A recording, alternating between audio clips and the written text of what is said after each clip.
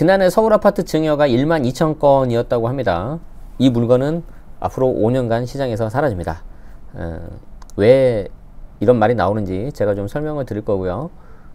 그래서 뭐 이게 어때? 시장에서 사라지는데 그렇게 생각하시면 안 돼요. 저 물건이 사라지는 순간 일단 공급이 줄어들고요. 그리고 단순히 이게 12,000건이 아닙니다.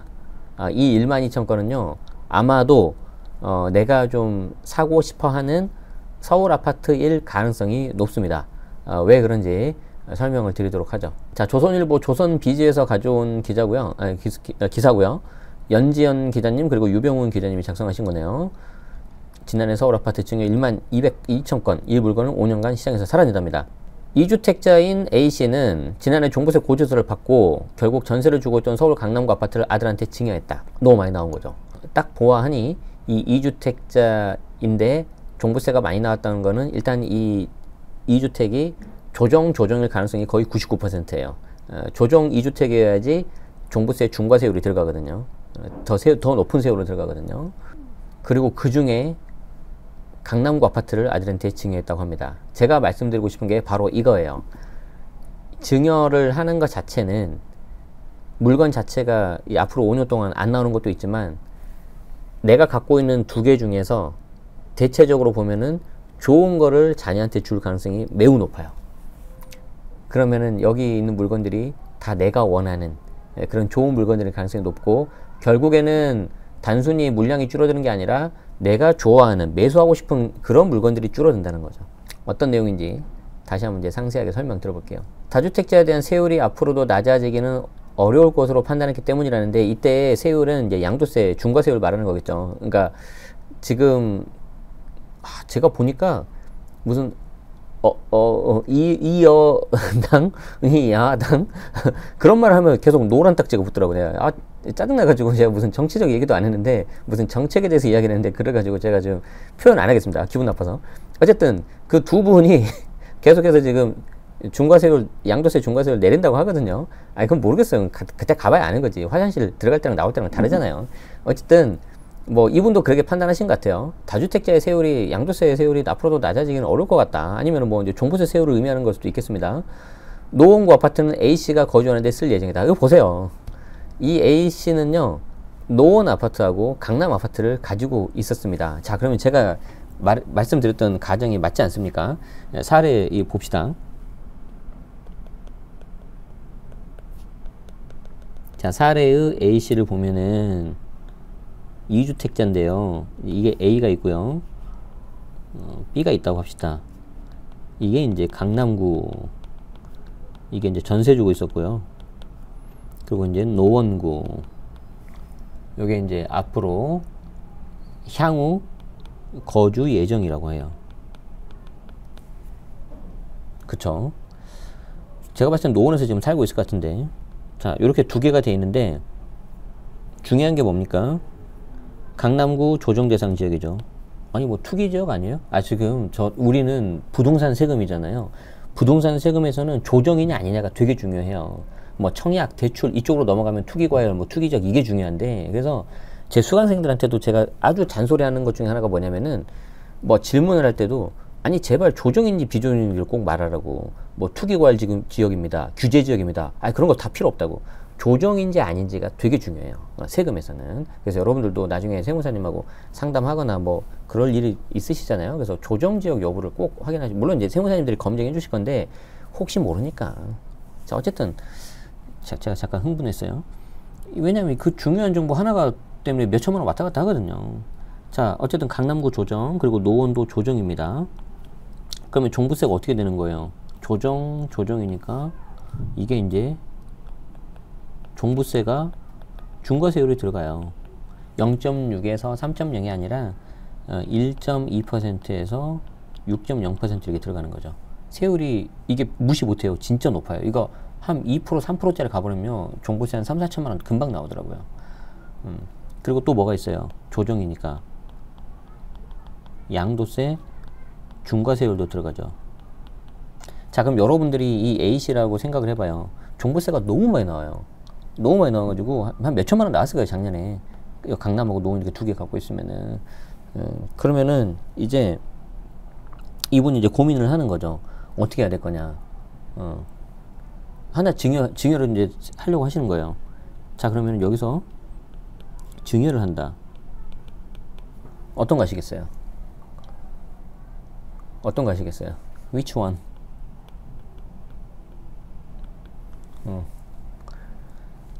대부분은 이쪽으로 갈 가능성이 높아요. A로 갈 가능성이 높아요. 그쵸? 물론 뭐 이제 채팅창에 보면 우스갯소리로 내가 든든한 거 가지고 있고 나중에 그래야 자녀한테 뭐 업심 그렇게 대접 받아야 되고 그래도 내가 좋은 거 갖고 있어야 되는 거 아니냐 이렇게 말씀하시는 분도 물론 계시지만 저는 자식 이기는 부모는 없다고 생각을 합니다. 그래서 그리고 이제 그런 걸 아니더라도 좋은 거 해주고 싶은 게 부모 인지상정 아니겠어요? 자, 그래서 좋은 거를 줄 가능성이 매우 높아요. 그러면 본인 입장에서도요, 종부세가 확 떨어지죠. 확 낮아지잖아요. 놓은 거 하나면 11억까지 공동명의면 공시가 12억까지는 안 나와버리니까 그러면 거의 한 시세 한 20억 가까이 육박해야 돼요.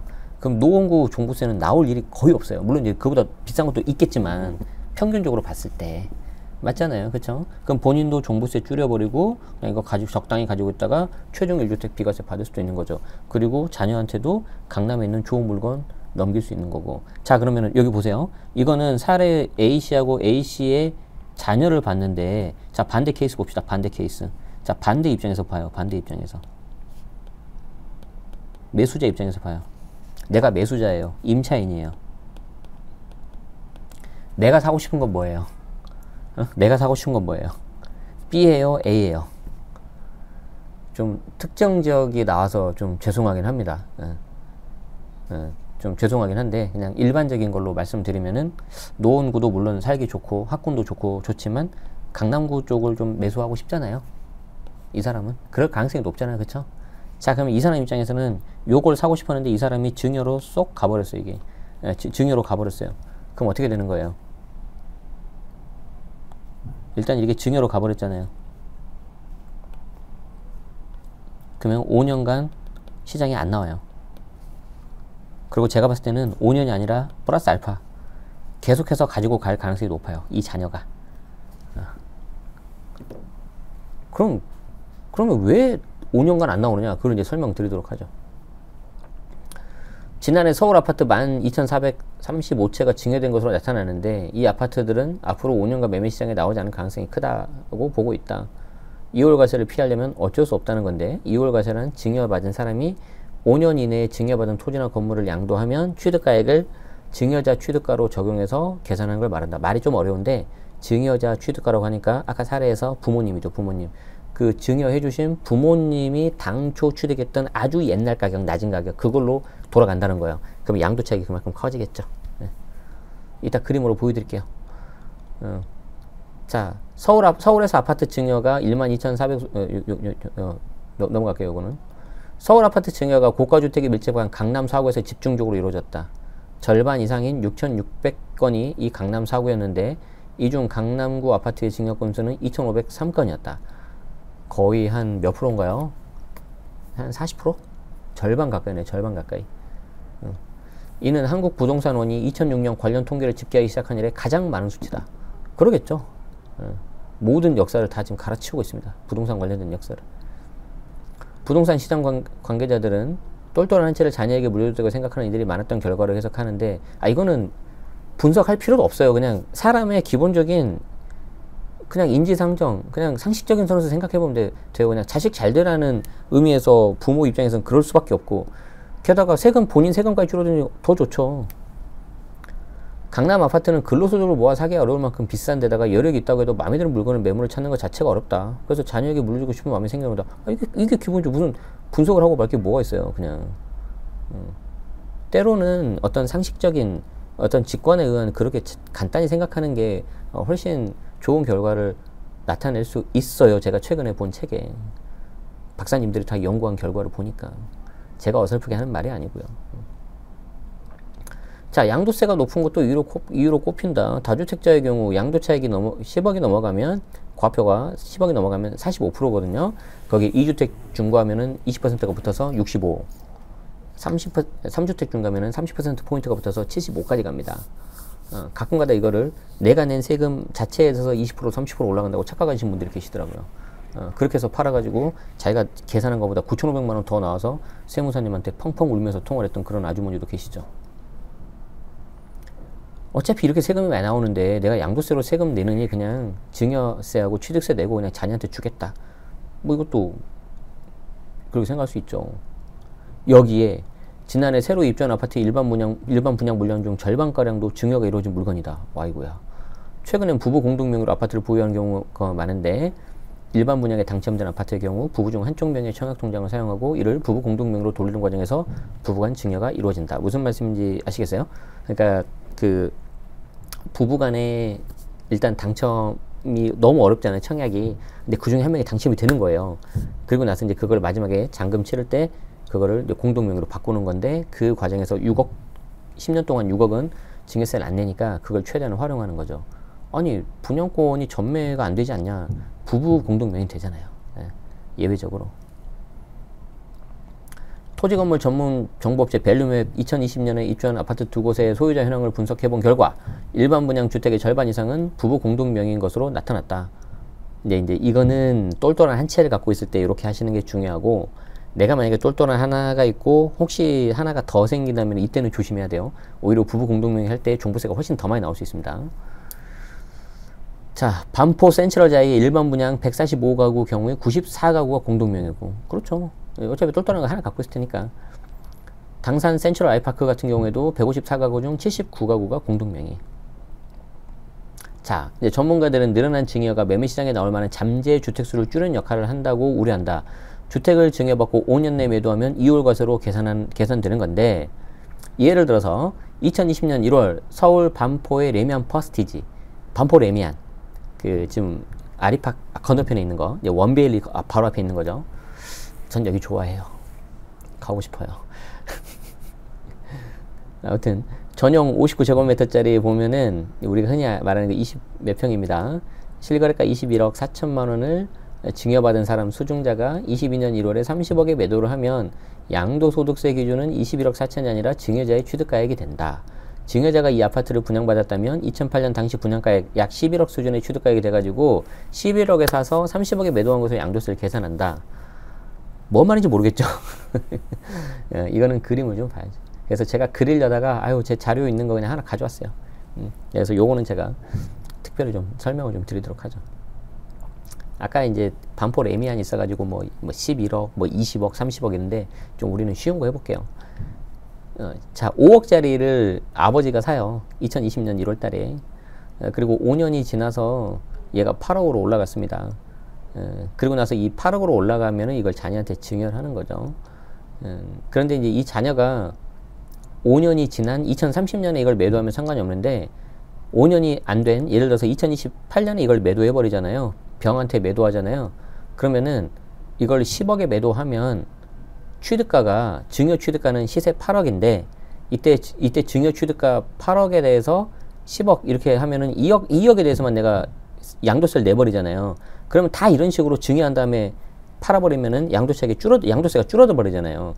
이런 걸 과세 당국이 가만히 보고 있겠습니까? 이런 거 안 되죠. 그래서 어떻게 하냐면은 5년 이내에 하면은 증여 취득받았던 이 시세 8억에서 10억 요 양도 차익 요만큼을 내는 게 아니라 원래 증여했던 사람 부친이 취득한 요 5억에서부터 10억까지, 여기서부터 여기까지를 양도 차익에 대해서 양도세 내라. 양도 차익에 대해서 그렇게 해버린다는 거예요. 이게 합리적이라는 거죠. 그럼 이제 증여하는 사람들이 어떻게 하겠어요? 이걸 모를까요?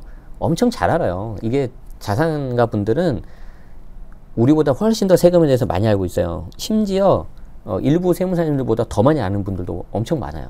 왜냐하면 이제 본인 돈이 걸려있는 문제이기 때문에. 자, 그래서 이분들이 어떻게 하냐면요, 이렇게 자녀한테 증여를 하잖아요. 그럼 증여하시는 순간 5년은 내가 버틴다라고 딱 생각을 해요. 일단 5년은 버틴다라고. 5년은 내가 버틴다. 5년은 내가 버틴다라고 생각을 하고요. 5년을 버텨야 되니까 5년 후에 누가 더 오를까요? 강남이 더 오를까요? 노원이 더 오를까요?